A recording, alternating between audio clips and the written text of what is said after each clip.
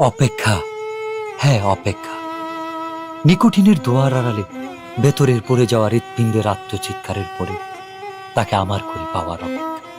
প্রথমে যখন অপেক্ষা অপেক্ষা বলে চিল্লাচ্ছিল তখন আমি কিচ্ছু বুঝতে পারিনি, তারপরে যা একটু বুঝেছি কিন্তু কার জন্য অপেক্ষা সেটা বুঝতে পারিনি। চলো সামনে ভিডিও দেখি আর বুঝে তোমাদেরকে রিভিউ দিই। কিন্তু না, সে আর ফিরে আসেনি।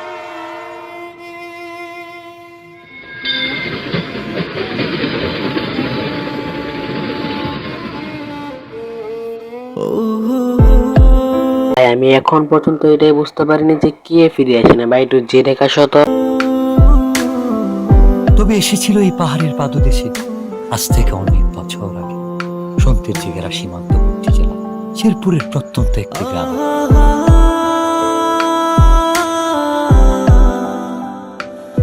গাইস ভেরি নাইস, গ্রামটি তো গাইস অনেক সুন্দর। তোমরা একটু ভালো করে দেখো, তারপর প্লে করে। গ্রামটি কিন্তু অনেক সুন্দর দেখতে লাগছে।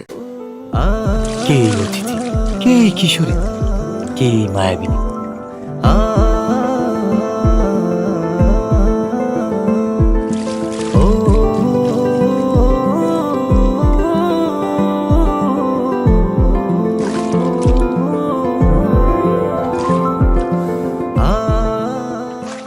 ও গাইস, আচ্ছা এখন বুঝতে পারলাম যে এখানে হচ্ছে একটা স্টোরি। ঠিক আছে, বুঝতে পারছি এখন আমি। তোমরা দেখো, আমিও দেখি, সাথে সাথে রিভিউ দিই। গাইস ভিডিওতে লাইক করতে এবং চ্যানেলটা সাবস্ক্রাইব করতে করতে বলো না।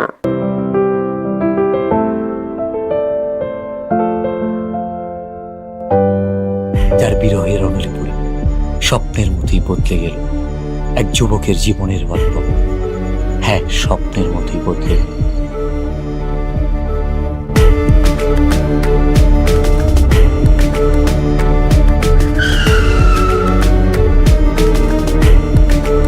সত্যি কিন্তু গাইস, আমাদের লেউটার ভাইয়ের জীবনটা কিন্তু এক স্বপ্নের মতো পাল্টে গেছে।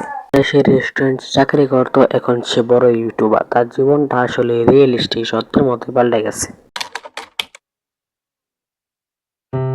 খেলাধুলা আর ঘোরাফেরাতে বিভোর হয়ে থাকা ছেলেটার জীবনেও এসেছিল প্রেম।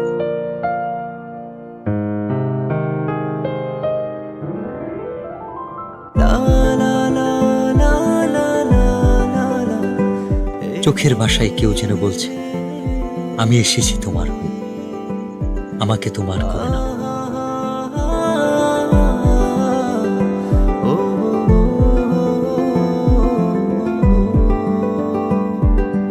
গাইস তোমাদের কাছে থরসা বিল্লাল ভাইয়ের জীবন কাহিনীটা কেমন লেগেছে অবশ্যই কমেন্ট বক্সে জানাও। আমার কাছে কিন্তু বেশ ভালো লেগেছে। এই কথাটা সত্যি, মানুষের জীবন কিভাবে পাল্টে যায় সেটা আল্লাহ ছাড়া আর কেউ জানে না। গাইস তোমাদের কাছে ভিডিওটা কেমন লাগেছে অবশ্যই কমেন্ট বক্সে বলবে, আর ভিডিওতে লাইক দিয়ে চ্যানেলটা সাবস্ক্রাইব করে দেবে। এই নাটকের পুরো রিয়াকশন ভিডিও দেওয়া সম্ভব না, কারণ নাটকটা অনেক বড় আর তোমার দেখতে অনেক সময় লাগবে।